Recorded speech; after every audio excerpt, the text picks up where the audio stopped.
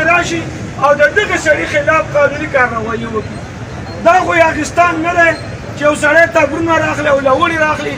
دا دکاندار نه، دا د معاشرې هر پرچي د معاشرې که په هره یو اداره کې دا شي، که په هر مذهب اخوند کې دا انتهایی د افسوس خبره ده چې تاسو دې لوړ او تبرونه دې راخلئ او یو ماشوم د 14 کالو چې هغه غریب وایي کم از کم چې تاسو ته دکانداران ملګري وایي چې یاره صبر وکړئ مشران راځي، نو ته مې د صبر پکار و. زه ډېر په افسوس سره دا خبره کوم چې دغې متعلقه کسانو ډېر ظلم کړی دی، ډېر زیاتی کړی دی او د انسان مرګ یو سړي چې مرګ نه کوي نو د مرګ روان نه دی. په مرګ باندې به ته د یو سړي قتل کوې خو په قانون کې دا خو څه جنګل راج دی نه، دلته کې قانون شته، دلته کې قاعده شته.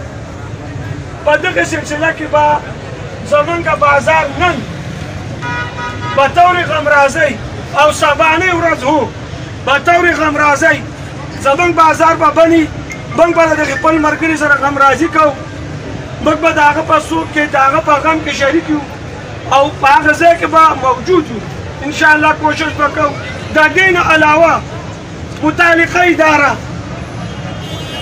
اولنۍ راځي اداره راځي د پولیسو چې هغه د ولس سره تړلې خبره ده او قانون د هغه په لاس کې دی.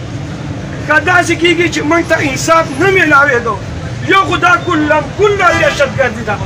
متعلقه تانی دا زما خواست دی پر زور اپیل دې کوم چې په دې کې د دهشتګردۍ دپاره شامل شي چې ته د ورځې راځي په کولاو بازار باندې او په هلک باندې حمله کوې، نو دا دهشتګردي ده. دا په عوامو کې خوب حراس پیلاو حل دي، د دې سره به ماحول خرابېږي. متعلقه اهلکار ته زه دا مطالبه کوم چې دی دې په دغه راپورټ کې د دهشتګردۍ ټاپې شامل کړي. دویم دا د دې خبرې پر زور مزاحمت کوم چې وروره داسې سر عام او کل عام د ورځې دا واردات کېږي او د انسان جان ځي. د دغه ادارو نه زما دا مطالبه ده چې زموږ سره د قانوني انصاف وکړی شي. که فرض که داسې نه وه نن او سبا به طور غمرازي به زموږ بازار بني، خو که موږ ته انصاف نه میلاوېدو نو که یو هفته بازار بني انشاءالله تاسو به مې مرسته کوئ